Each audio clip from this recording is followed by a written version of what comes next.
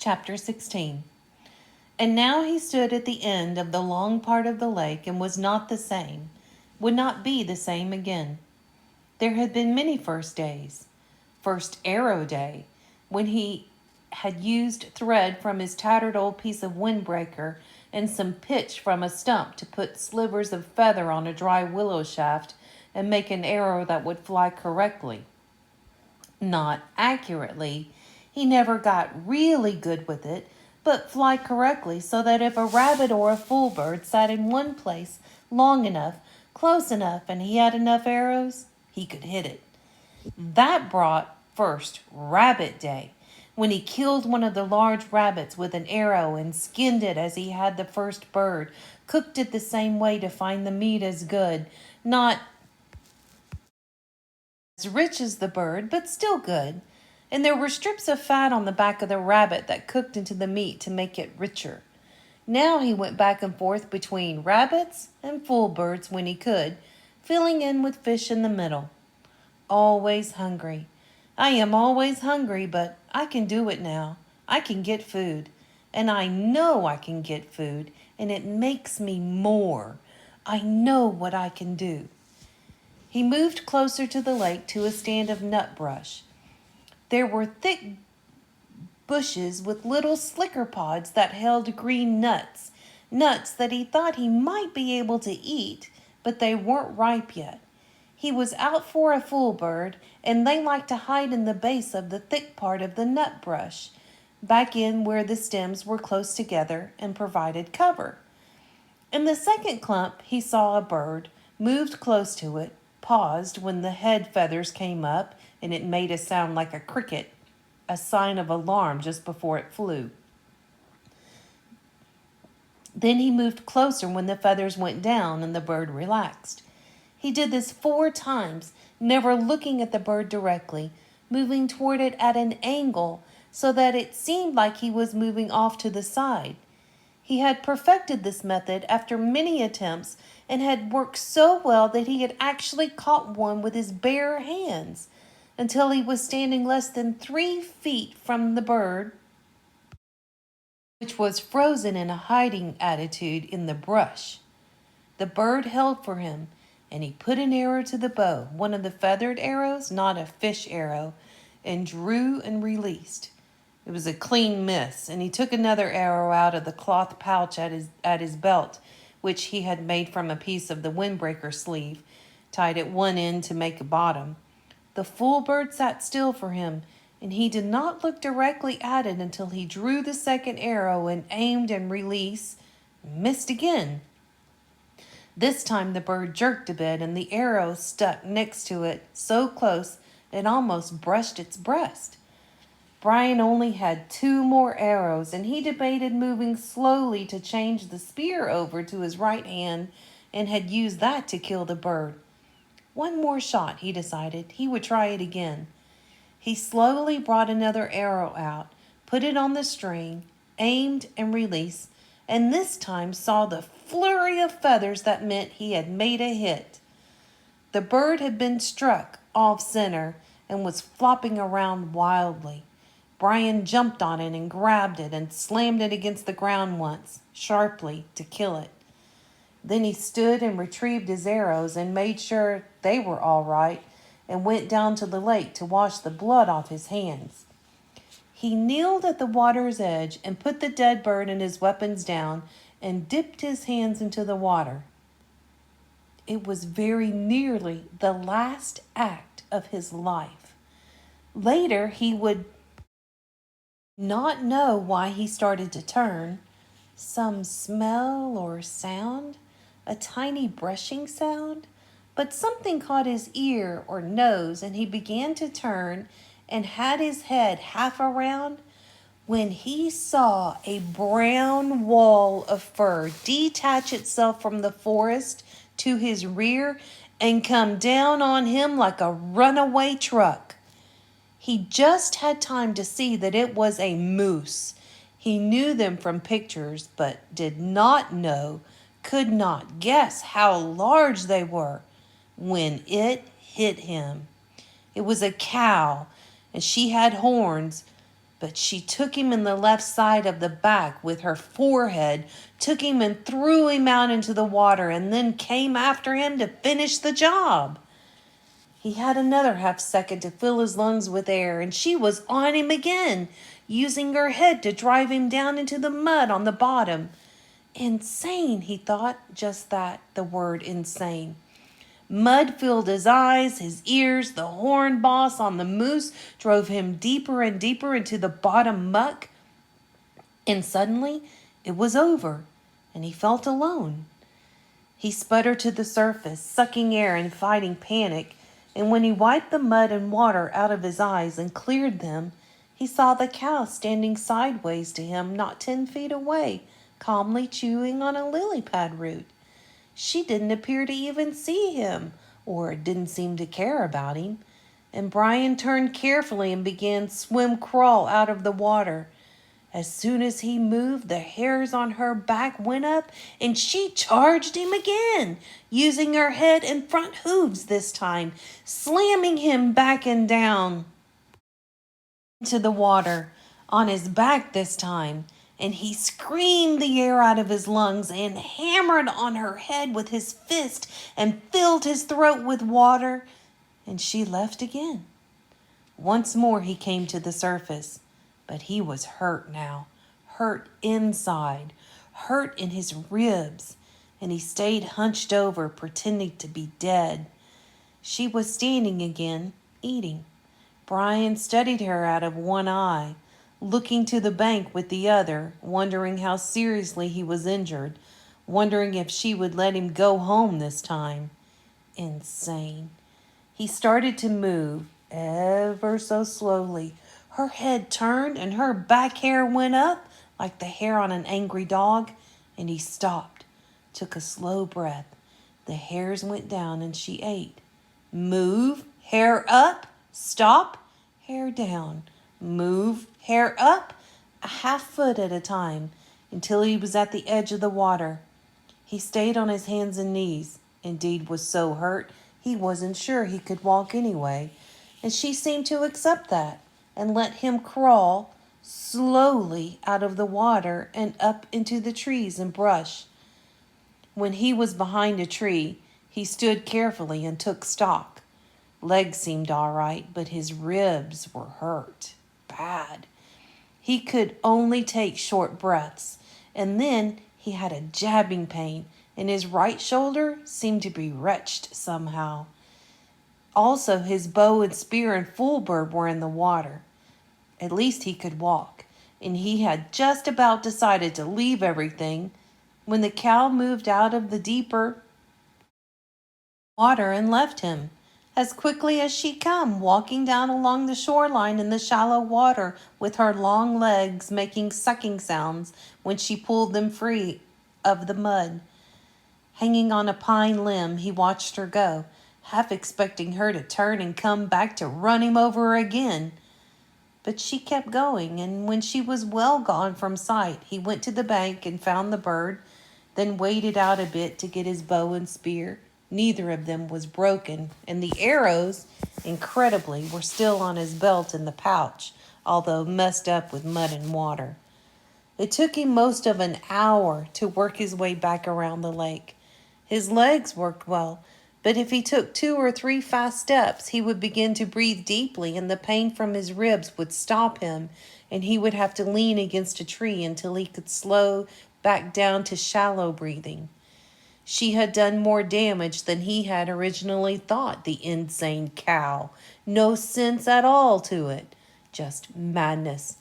When he got to the shelter, he crawled inside and was grateful that the coals were still glowing, that he had thought to get wood first thing in the morning to be ready for the day. Grateful that he had thought to get enough wood for 2 or 3 days at a time. Grateful that he had fish nearby if he needed to eat. Grateful, finally, as he dozed off, that he was alive. So insane, he thought, letting sleep cover the pain in his chest. Such an insane attack for no reason, and he fell asleep with his mind trying to make the moose have reason. The noise awakened him. It was a low sound, a low roaring that came from some wind. His eyes snapped open, not because it was loud, but because it was new. He had felt wind in his shelter, felt the rain that came with wind, and had heard thunder many times in the past 47 days, but not this noise. Low, almost alive, almost from a throat somehow, the noise was a roar, a far-off roar, but coming at him. And when he was fully awake, he sat up in the darkness, grimacing with pain from his ribs. The pain was different now, a tightened pain, and it seemed less. But the sound, so strange, he thought, a mystery sound, a spirit sound, a bad sound. He took some small wood and got the fire going again, felt some little comfort and cheer from the flames, but also felt that he should get ready. He did not know how, but he should get ready. The sound was coming for him, just for him, and he had to get ready. The sound wanted him. He found the spear and bow where they were hanging on the pegs of the shelter wall and brought his weapons to the bed he had made of pine boughs. More comfort, but like the comfort of the flame, it didn't work with this new threat that he didn't understand yet. Restless threat, he thought, and stood out of the shelter, away from the flames to study the sky, but it was too dark. The sound meant something to him, something from his memory, something he had read about, something he had seen on television, something... Oh, he thought, oh no. It was wind. Wind like the sound of a train with the low belly roar of a train. It was a tornado. That was it. The roar of the train meant bad wind, and it was coming for him. God, he thought, on top of the moose, not this. But it was too late to do anything. In the strange stillness, he looked to the night sky, then turned back into his shelter and was leaning over to go through the door opening when it hit. Later, he would just think of it and find that it was the same as the moose, just insanity. He was taken in the back by some mad force and driven into the shelter on his face, slammed down into the pine branches of his bed. At the same time, the wind tore at the fire and sprayed red coals and sparks in a cloud around him. Then it backed out, seemed to hesitate momentarily, and returned with a massive roar, a roar that took his ears and mind and body. He was whooped around the front wall of the shelter like a rag, felt a ripping pain in his ribs again. Then it hammered back down into the sand once more while the wind took the whole wall, his bed, the fire, his tools, all of it. Threw it out into the lake, gone out of sight, gone forever. He felt a burning on his neck and reached up to find red coals there. He brushed those off, found more in those pants, brushed those away, and the wind hit again, heavy gusts, tearing gusts. He heard trees snapping in the forest around the rock, felt his body slipping out and clawed at the rocks to hold himself down. He couldn't think, just held and knew that he was praying, but didn't know what the prayer was, knew that he wanted to be, stay and be. And then the wind moved to the lake. Brian heard the great roaring sucking sounds of the water and opened his eyes to see the lake torn by the wind, the water slamming in great waves that went in all ways, fought each other, and then rose in a spout of water going up into the night sky like a wet column of light. It was beautiful and terrible at the same time. The tornado tore one more time at the shore on the opposite side of the lake. Brian could hear trees being ripped down, and then it was gone as rapidly as it had come. It left nothing but Brian in the pitch dark. He could find nothing of where his fire had been, not a spark. Nothing of his shelter, tools, or bed. Even the body of the fool bird was gone. I am back to nothing, he thought, trying to find things in the dark. Back to where I was when I crashed. Hurt, in the dark, just the same. As if to emphasize his thoughts, the mosquitoes, with fire gone and protective smoke no longer saving him, came back in thick, nostril-clogging swarms. All that was left was the hatchet at his belt, still there.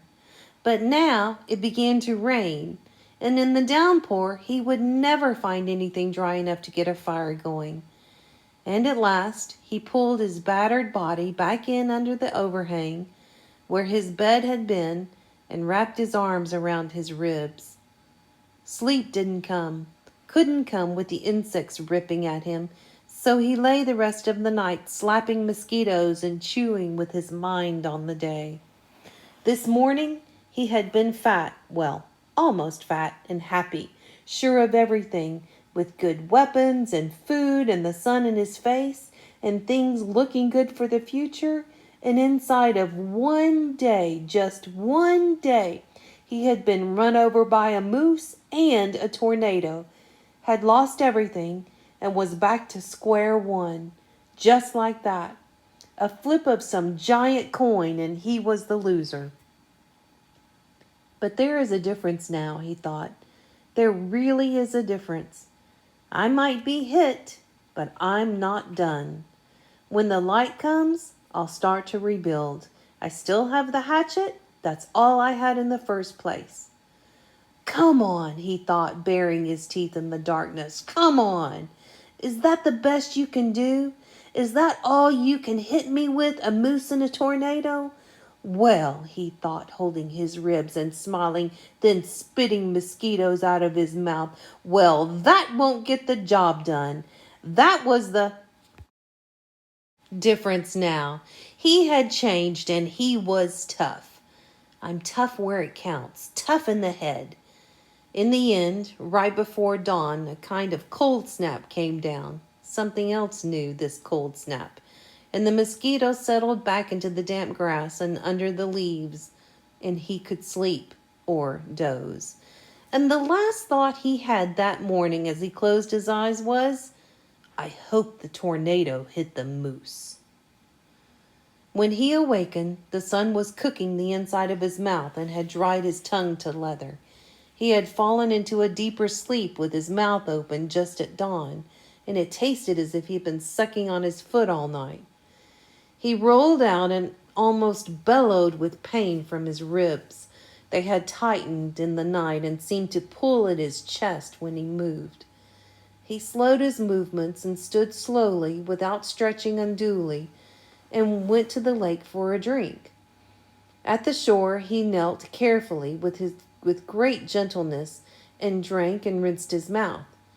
To his right he saw that the fish pond was still there, although the willow gate was gone and there were no fish. They'll come back, he thought. As soon as I can make a spear or bow and get one or two for bait, they'll come back. He turned to look at his shelter, saw that some of the wood for the wall was scattered around the beach, but still there. He saw his bow jammed into a driftwood log, broken, but with the precious string still intact. Not so bad now, not so bad. He looked down the shoreline for other parts of his wall, and that's when he saw it. Out in the lake, in the short part of the L, something curved and yellow was sticking 6 or 8 inches out of the water. It was a bright color, not an earth or natural color, and for a second he could not place it. Then he knew it for what it was. It's the tail of the plane. He said it aloud, half expecting to hear somebody answer him. There it was, sticking up out of the water. The tornado must have flipped the plane around somehow when it hit the lake, changed the position of the plane, and raised the tail. Well, he thought, well, just look at that. And at the same moment, a cutting thought hit him. He thought of the pilot still in the plane, and that brought a shiver and massive sadness that seemed to settle on him like a weight. And he thought that he should say or do something for the pilot, some words, but he didn't know any of the right words, the religious words. So he went down to the side of the water and looked at the plane and focused his mind the way he did when he was hunting the fool birds and wanted to concentrate. Focused it on the pilot and thought, have rest forever.